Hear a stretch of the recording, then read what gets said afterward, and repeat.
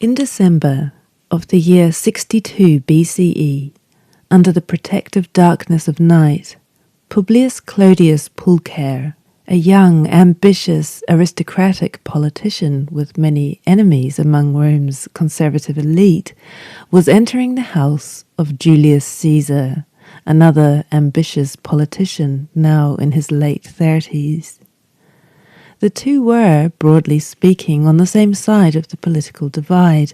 Both were populares, roughly popularists, whose policies were aimed at the ordinary citizen body, much to the chagrin of their opponents and critics among the optimates, the self-professed best men, which is to say, the elite minority. But Clodius wasn't entering the house to visit Caesar. Caesar wasn't home. Indeed, no male member of Caesar's entire household was home. Yet the house was garlanded and lit with flickering lanterns and all a bustle with life, for the house was ram-packed full of women. If you sense a scandal afoot, your instincts inform you correctly. Clodius was not only entering Caesar's house at a time when he had no right to be doing so, but to the hilarity of the ages, he was entering dressed as a woman. Now, Clodius wasn't experimenting with his gender identity. He was in disguise. This was the scandal of the year, perhaps the decade. Though the late Republic was a tumultuous time, and you may have your pick of scandals. But this particular scandal, however, was a religious one, and it involved, among other things, trespassing upon a goddess. She's not forgotten to history in large part due to this incident. She hasn't disappeared into the shadows of Olympus in the same way that many of the other deities in our series have done, because, as you might well imagine, on top of the dire crime of sacrilege which Clodius committed against the goddess, something the Roman state took very seriously, the fact that Clodius came sashaying in cross-dressing splendour gave his opponents no end of amusement and ammunition for their vitriol.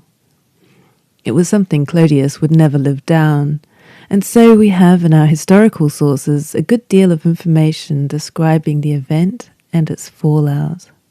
By extension, we therefore also hear incidentals about the goddess to whom we turn our attentions in this episode, for it was a night dedicated to her worship that Clodius gate-crashed. The shadows in which she is obscured to us today are the same ones which obscured her in ancient times, in the times of Caesar's day, and are the very shadows which ought to have shrouded and shielded her and her rights from the trespassing eyes of Clodius. She was supposed to be utterly engulfed in shadows to at least half the population of Rome, that is to say, the male half. This was a cult which was maintained by women. Moreover, it was a mystery cult, which, as you may know, in the ancient world means that it was a cult that involved initiation rites, so that only the initiated may know the inner circles and workings of the deity involved. So in this case, only female initiates truly knew and understood what was going on in Caesar's house that fateful night. Only women were allowed even to know the details. As a result, no male at the time really knew what it was that Clodius was intruding upon, or what he might have spied upon, and since all our historical sources are almost exclusively male, we are all now in the dark, because no woman ever spilled the tea to straighten out the account and set our history books straight.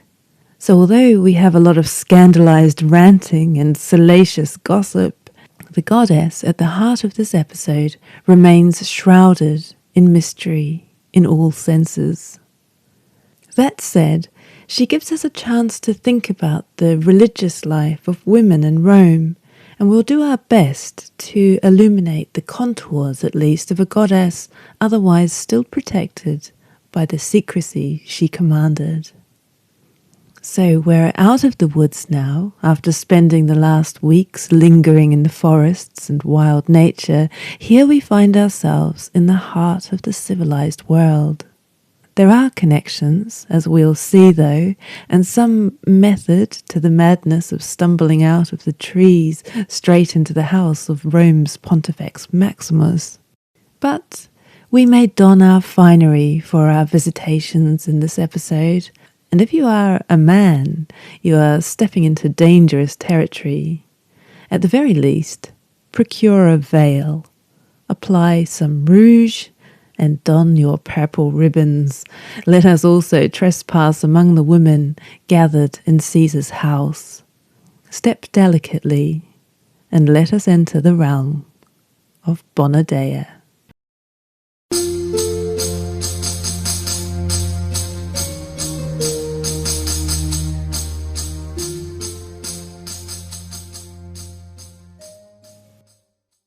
Let's start with what's known and what we can see with our own eyes today, namely representations of the goddess, Bona Dea. She's depicted with that staunch, matronly demeanour Roman society, or at least Roman men, put on a pedestal. This is the solemn-faced, symmetrical but not voluptuous or seductive beauty who may be revered as a mother, as a wife, as a dignified citizen in control of herself and her passions, and who no doubt puts her family and her feminine duties before all else. This was an image Roman men liked to propagate about the women in their own lives, women who were role models of virtue and self-constraint. Ho-hum. Beneath all that, I don't believe that either she or her devotees were nearly half so dull. But we'll get there. Her appearance, anyway, is matronal and modest. She wears a long tunic and is wrapped in a voluminous cloak. Often she is seated, and you may recognize her in art by two attributes, namely the serpent and the cornucopia, that's the horn of plenty.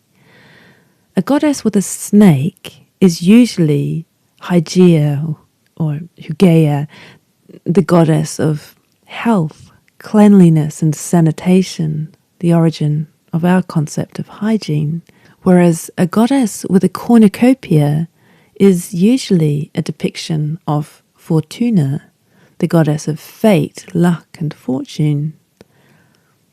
However, if you ever spot a depiction of a goddess with both a snake and a cornucopia, you are likely to be looking upon the Bona Dea herself. But who was she?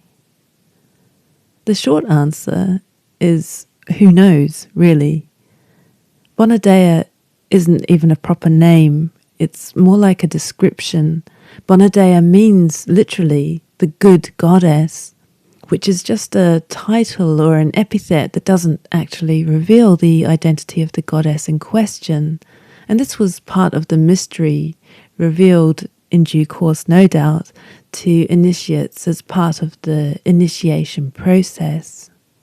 But we can try to put together some of the fragmentary evidence we have for the goddess and her cult to see what sort of a picture comes together so that we may better understand the scandal that follows.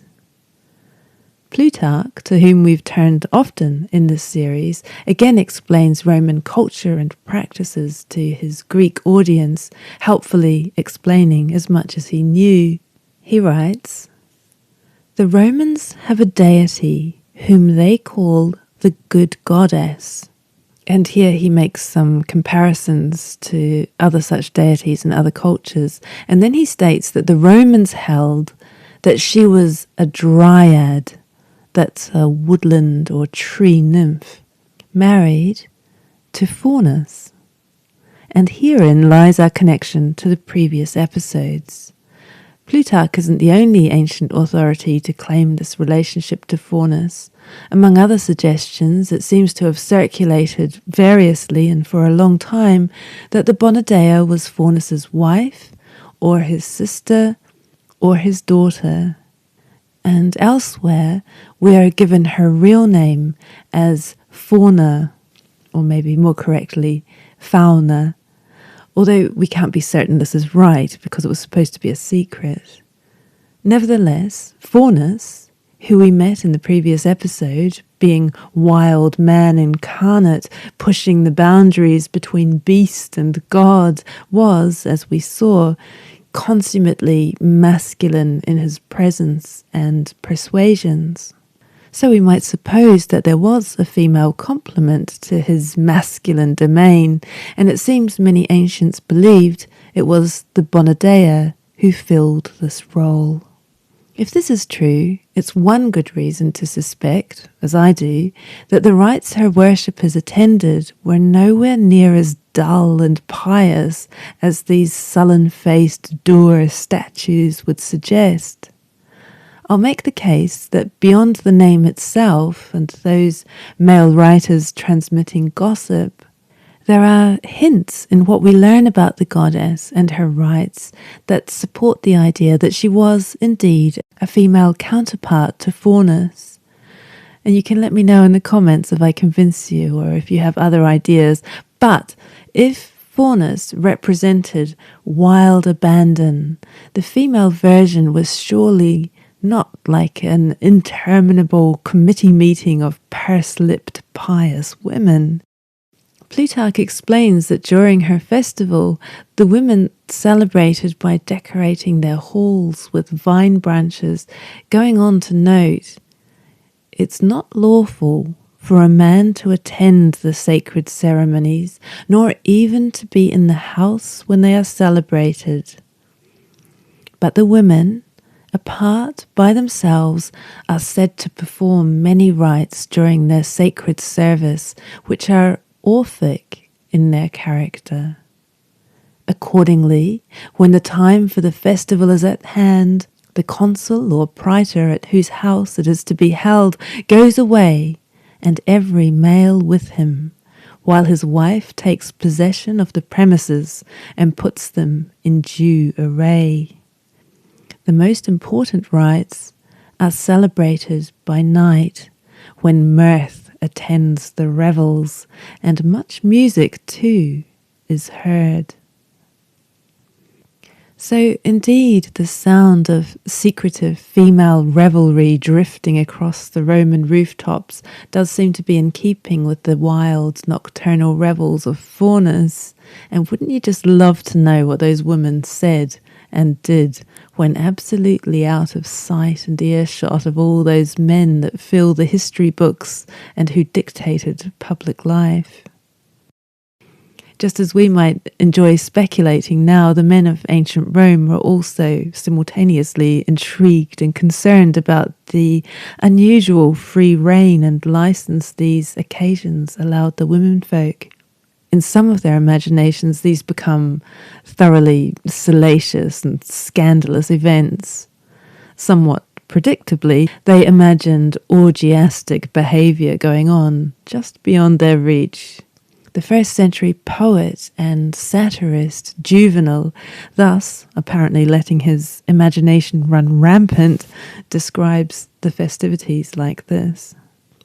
"Everyone knows the secret rites of the good goddess, when the pipe excites the loins, and crazed by flute and wine alike, the maenads of Priapus are carried away, whirling their hair and howling. Oh, how strong is then the desire for the pleasures of the bed that sways their senses. How they squeal to the dance of their desire. How abundant a torrent of undiluted lust runs over their dripping thighs. Salphea takes off her garland and issues a challenge to the brothel keepers' slave girls. She wins the prize for swinging her hips, then she in turn worships Medulina's undulating haunches. the contest is between the ladies. Their expertise matches their birth. Nothing there will be pretend or imitation. It'll all be done for real. It could create a spark in the son of Laomedon, already stiff with age, or in Nestor with his hernia. Then burning lust, impatient of delay. Then the moment of pure woman, and the shout is repeated in unison from the entire grotto. Now it is allowed. Send in the men. So the first thing to stress again is the genre. This is satire, and Juvenal's style is always a sneering combination of glut and grotesquerie. This isn't an innocent account by any stretch of the imagination. And of course, he was a man, so he had no access to the rights he is supposedly describing. So there's that. What he does give us, no doubt, however, is a good glimpse of the rumours and discussions among the men, lecherously imagining what it could all be about. And since there was indeed music and much mirth emanating from the location of these festivals, we might reasonably believe that they were at least loud and fun affairs. It must also have been true and acceptable to Juvenal's readers that there was a point in the celebrations when men were admitted. Again, we're in the dark about what this was all about, but there is a brief passage in Ovid's Ars Amatoria where he seems to reference that Bona Dea might invite certain men in on occasion. Ovid is here advising men to use religion as a pretext for meeting their lovers, and is explaining that the guardians who watch over the young ladies can't always and everywhere conduct their duties. What could a guard do when there are so many theatres in the city? He asks. When she enjoys watching the teams of horses, when she sits sounding the Isis rattle for the Pharian heifer. He means attending the cult of Isis, and goes where her male companions are forbidden to go. When Bona Dea bars the eyes of men from her temple, except such as she bids come there herself. Ovid gives us no sense of which men might be called upon or why, so again we have male exclusion, but for a summoned few.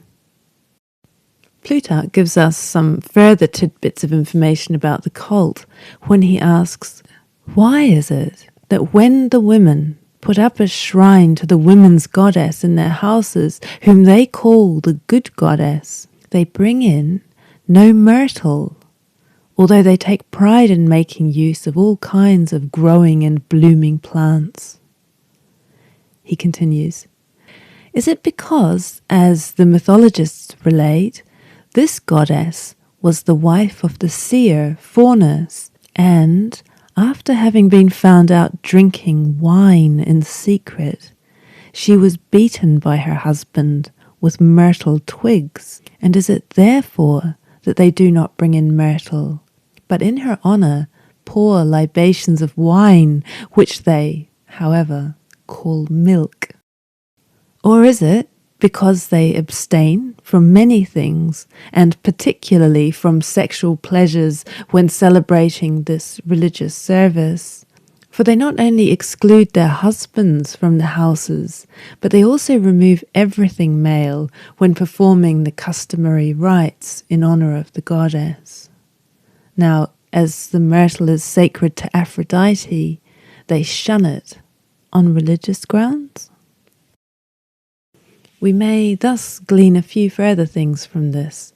First, that while the houses were decorated with vine branches, in addition to men, myrtle was also not allowed on the property during these festivals. We learn also that there was indeed wine on the premises, and that it was euphemistically called milk for some reason. The reason Plutarch gives for both oddities is an old myth in which Faunus caught his wife secretly knocking back the wine and was apparently so unimpressed he beat her with myrtle branches. But a later Christian writer claimed that he actually beat her to death and then deified her out of guilt. Out of respect for the goddess, then, neither Myrtle nor husbands were allowed to her festivities, but clearly the ladies still wanted the wine, so they called it milk, so that they could drink it with abandon and impunity.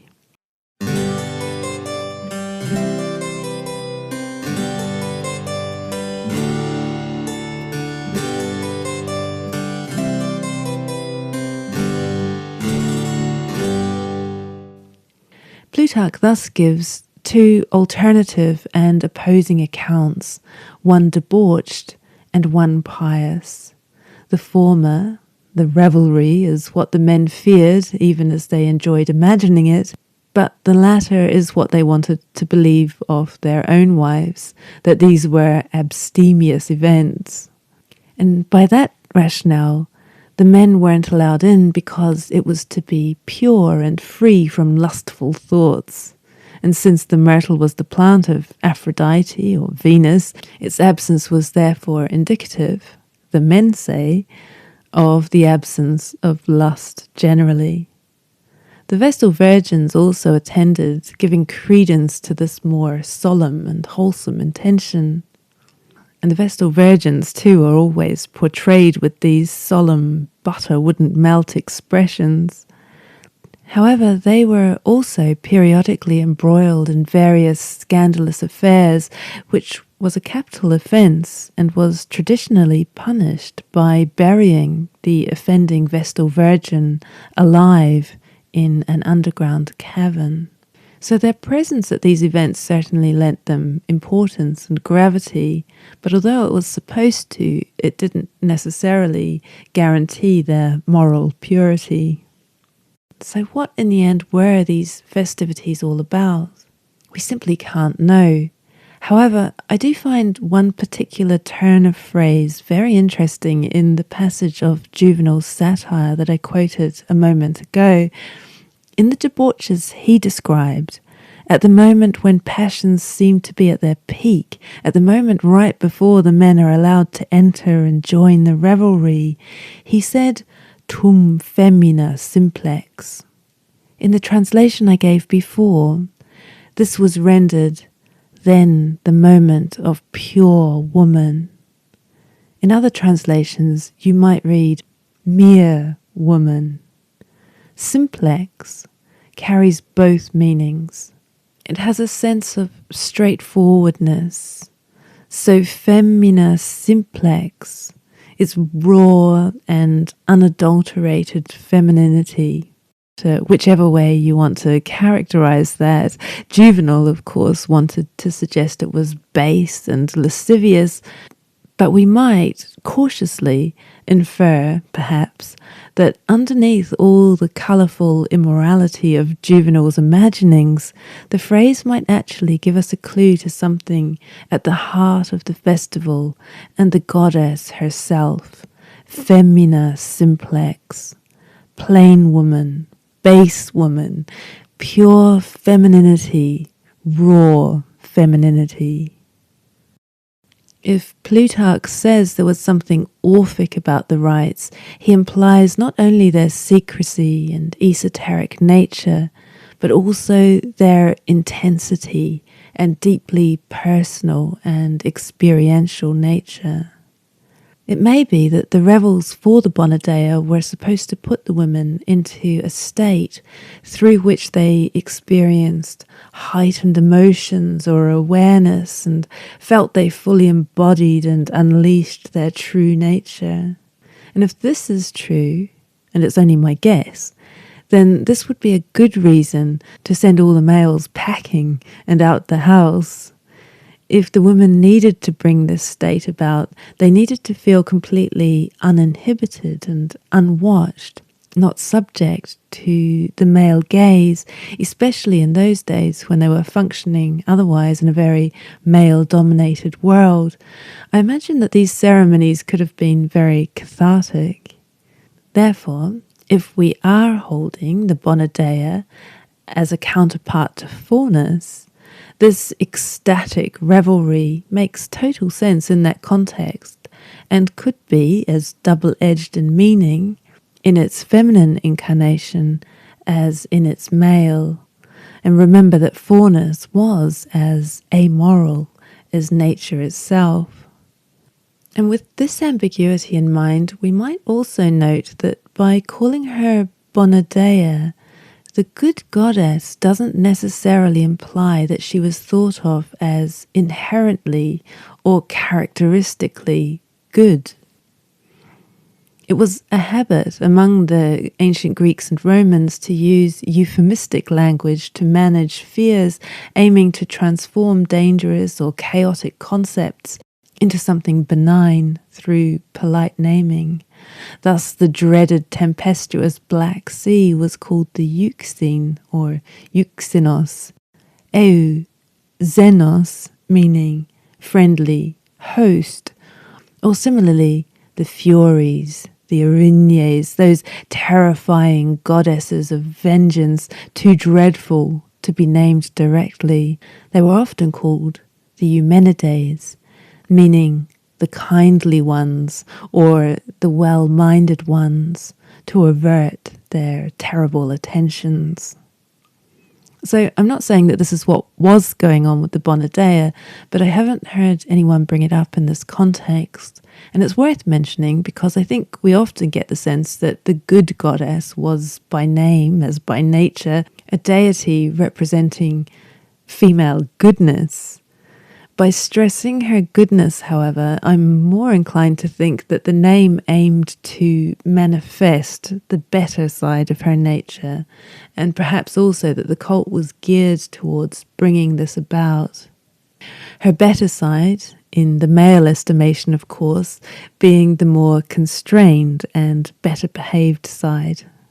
So the Republican writer Varro believed that men were excluded from her ceremonials due to her pudicitia, her modesty, and a later grammarian echoed these notions of refined chastity. For all that, I find it hard to imagine that a huge gathering of women with wine, music, and no men were all there busy celebrating being chaste and modest. Euphemistic language was, in any case, clearly baked into the cult practices, as we've already observed, with the wine brought into the festival being referred to as milk. The wine jar it was poured from was also euphemistically called a honey jar. So there was certainly willful play in the cult between illusions of innocence and whatever reality lay beneath it. So that's my take on the Bona Dea. If you look her up, you'll find that explanations all give you some variation of the fact that she's a goddess of fertility, healing, and chastity, which seems, at least in some parts, wishful thinking. And you'll also often hear that it was a strictly female cult, but that's actually untrue. Not only have we seen glimpses of certain men being invited to certain parts of some rites, there are many, many dedications to the goddess that were made by men. So here are a few just to prove the point. Here's an illustrious one, now in the Palazzo Barberini in Rome, dated quite specifically to the 3rd of July, 88 CE. To holiest Bona Dea caelestis, Lucius Parque Dios Festus, contractor of imperial and public works, has rebuilt her decayed sanctuary, since it was with her help that he's completed the watercourse of the imperial Claudian aqueduct under Mons Aeflanus, under the 14th consulship of Emperor Domitianus Caesar Augustus Germanicus on the 3rd of July. This one, by contrast, is a dedication by a male slave of the imperial household. Venustus, under slave of Philoxenus, slave and steward of the emperor Tiberius Claudius, has fulfilled his vow to Bona Dea willingly and deservedly. And just one more, a really interesting one from Rome, which is now held in the Vatican. Felix Asinianus, slave in the service of the priests, has fulfilled his vow to Bona Dea Agrestus Felicula willingly and heartily, sacrificing a white heifer, thanking her for the recovery of his eyesight. Though given up by the physicians, he recovered after 10 months by taking medicines by the aid of the mistress. It was by her help that everything was restored during Cania Fortunata's term of office. There are a great many more, but as you can already see, Bona Dea clearly played a role in Roman society that served both men and women in personal travails and accomplishments, building aqueducts, and even miraculous medical recoveries. Her role was also viewed as an important one in safeguarding the unity and harmony of the state, as we'll see in a moment in response to Clodius's transgressions. So it's simply that the attendance of some of her rites were to be conducted solely by women and were strictly for women's eyes alone. There was accordingly a tradition that men who saw these things that they shouldn't see would go blind as a result, which makes you wonder whether, in the above inscription, Felix Asinianus had seen something he shouldn't have, and it was for this reason he thought that he'd lost his sight in the first place, and for this reason he thanked the good goddess when he had made amends, and she was kind enough to restore it. At any rate, Bona Dea's demands for male exclusion seem to have been used as a pretext by maidens and cheating wives, under which they could slip away from their male guardians and have trysts with their lovers. Or at least there's quite a lot of paranoia and suspicion evident among the male poets about their wives' or girlfriends' whereabouts when they claim they're going to the temple or grove of Bona Dea. One of them, Tibullus, fearing for his eyes, considers following her nevertheless and sneaking into the grove to see what his untrustworthy lover is really up to.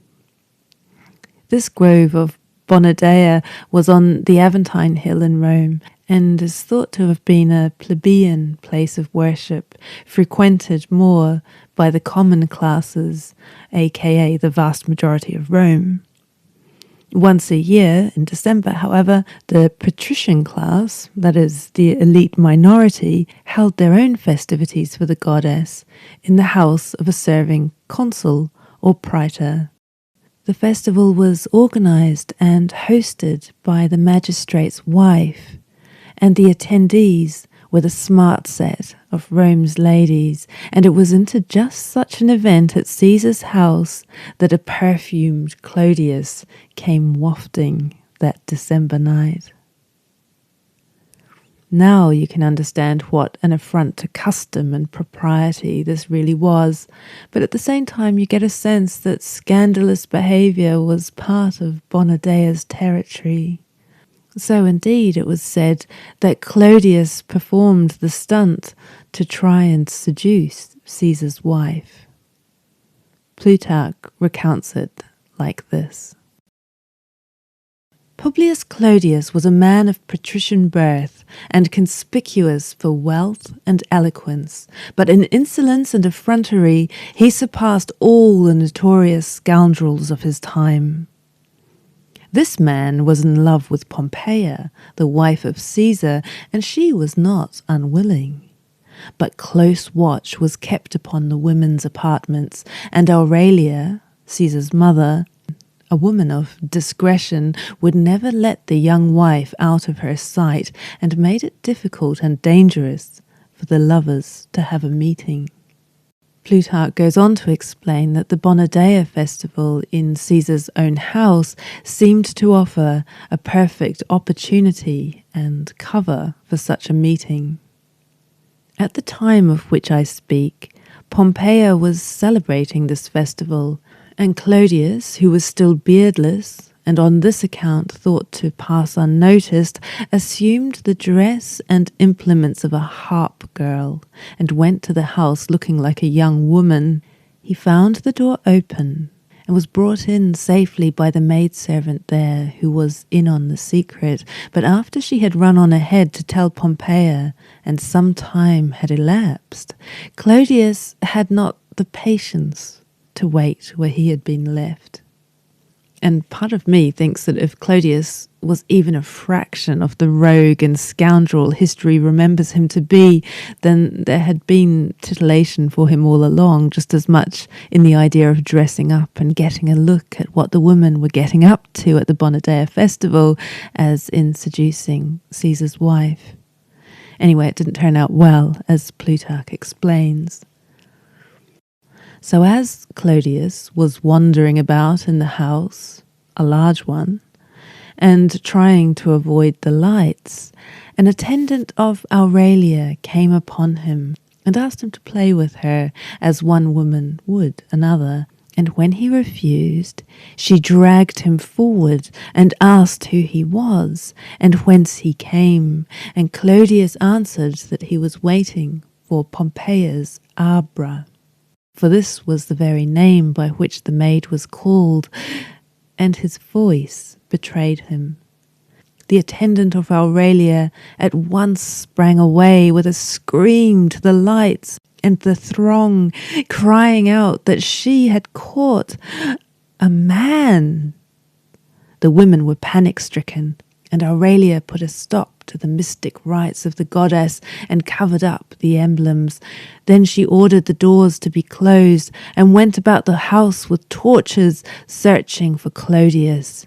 He was found where he had taken refuge, in the chamber of the girl who had let him into the house, and when they saw who he was, the women drove him out the door. Then at once and in the night they went off and told the matter to their husbands.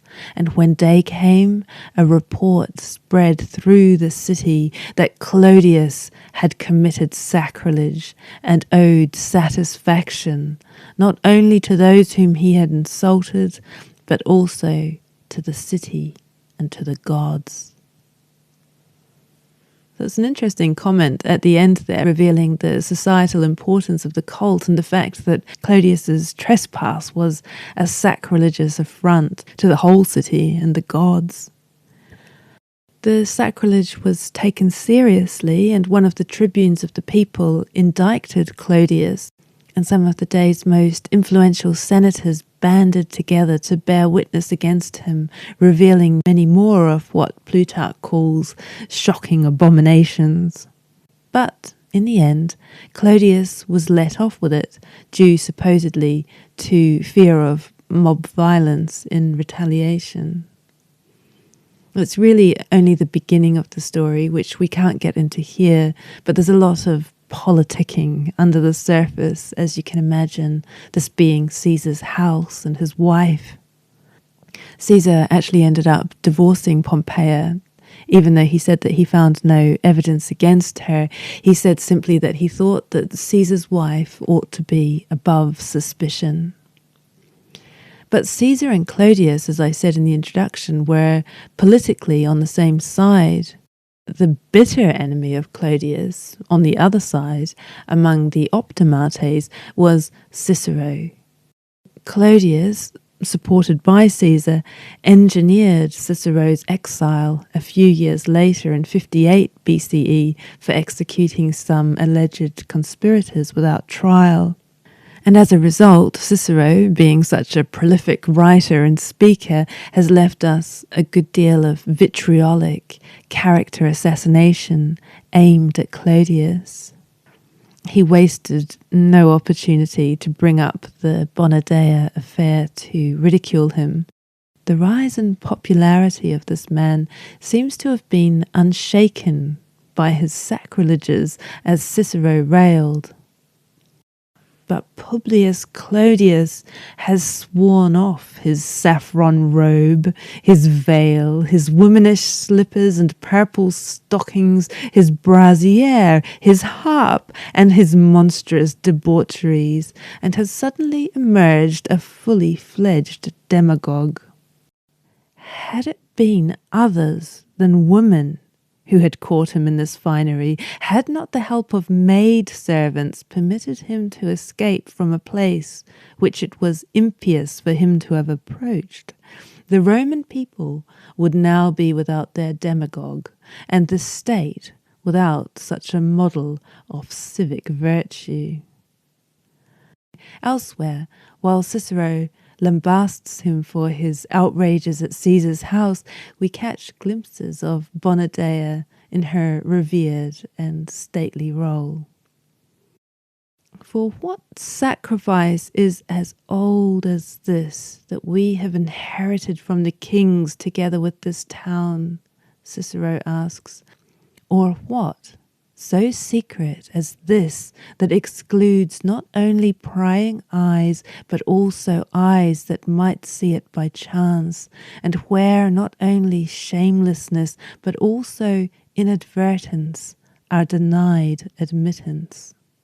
And most assuredly, throughout history, no one before Publius Clodius ever desecrated this sacrifice. No one ever attended it. No one disregarded it. No man ever ventured to behold it. A sacrifice that is made by the Vestal Virgins is made for the Roman people, is made in the house of the highest magistrate, is made with extraordinary ceremonial, is made to that goddess whose name even must not be known by men, and whom this person, and here we can imagine him striking out a bony finger to point at Clodius, this person, therefore, calls the good goddess, because he thinks she has forgiven him so great a crime. But she has not forgiven you. Believe me, certainly not, unless perhaps you think that you were forgiven because the judges let you go, plucked and fleeced by their verdict, acquitted though condemned by that of everyone, or because you did not lose the sight of your eyes, which punishment, as it is believed, goes with violating those rights. But what man before you had knowingly and willingly beheld those ceremonies, so that the penalty following this crime might be known? Cicero certainly bore a grudge, and he hoped that the good goddess did too. And there is therefore one concluding detail that I must mention in all the messy and underhand political dealings that ensued, and this came 10 years later when Clodius was murdered. In January 52 BCE, during a violent skirmish on the Appian Way, Clodius was wounded by men from an opposing political gang, and he fled to a nearby inn. But he was pursued there and dragged out again and finished off out in the street. But by some strange twist of fate, there was a shrine of Bona Dea near the roadside where he was killed. And Cicero couldn't help but point this out and claim that the gods had punished Clodius, even if the jury hadn't. Unless we shall say this also happened by chance, Cicero sneers, that before the very shrine of the Bona Dea, which is on the estate of Titus Sertius Gallus, a most honourable and distinguished young man, before the goddess herself, I say Clodius began the battle and received that first wound by which he met a most filthy death, so that he did not seem acquitted by that infamous verdict, but rather reserved for this remarkable punishment. And so it seems that divine justice was sometimes served cold, that the Bona Dea did in fact bear a grudge, and that in the end she did, after all, have her satisfaction. A very good goddess indeed.